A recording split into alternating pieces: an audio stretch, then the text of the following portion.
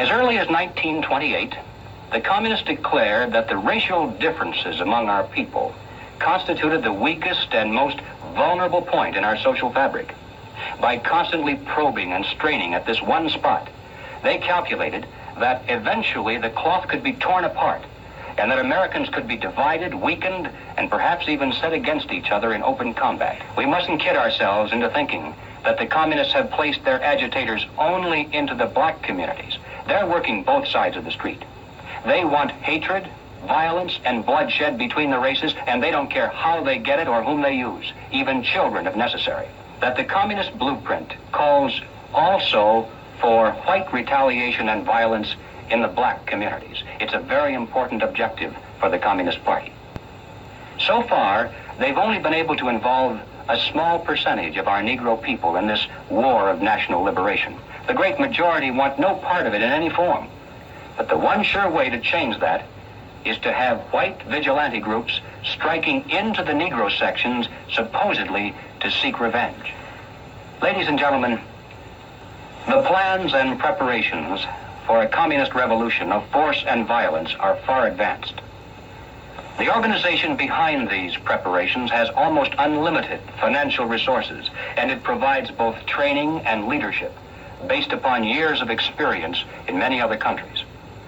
Our enemies are deadly serious about their task, and it's nothing short of national suicide for us to continue to ignore their plans and their progress. The strategy of the proletarian revolution calls for the quiet conversion of our government into a communist regime, but under the banner of socialism. So what is socialism? Well, what is socialism? All right, let's define it. According to the dictionary, socialism is a political concept based upon the principle of government ownership and control of property, the means of production, and the avenues of commerce. Under socialism, those who run the government, and the communists are confident that in America they eventually will be the ones who do so, those who run the government will know who is to get something and who has to wait, and that represents control over human beings. What has all this to do with the communist revolution in America? Well, ladies and gentlemen, it has everything to do with it, because the building of socialism is the communist revolution in America. It represents the process whereby our country can be moved gradually toward communism without the people even being aware of it. No matter what grievance we may have, real or imagined, no matter what national problems we may face, the communists seize upon these as excuses to build socialism. They have one and only one solution for all problems: more government, and then more and more until it's total government. And forgive me for saying it one more time, total government is communism. How communists respond when they lose. In 1943, an election. The following directive was issued from party headquarters to all communists in the United States. It read, "When certain obstructionists become too irritating, label them after suitable buildups as fascist or Nazi or anti-Semitic, and use the prestige of anti-fascist and tolerance organizations to discredit them. In the public mind, constantly associate those who oppose us with those names which already have a bad smell. The association will, after enough repetition, become fact in the public mind."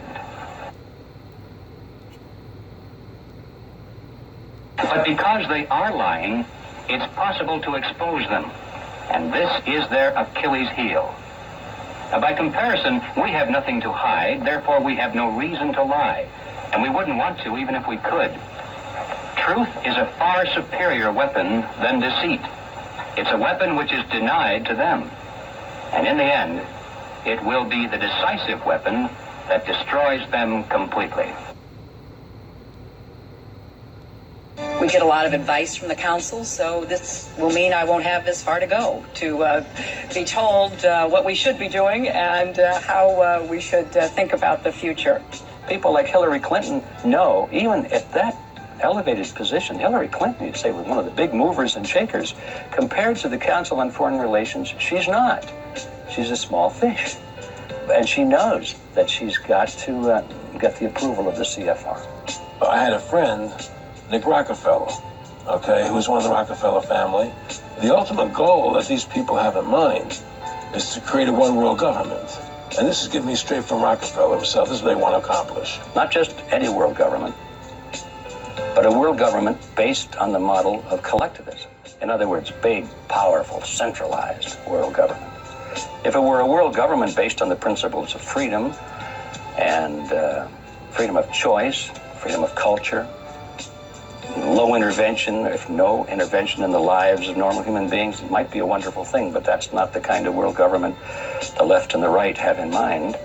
They're talking about total world government with all major decisions being made at the top and people at the bottom being peasants, basically, in a high-tech feudalism.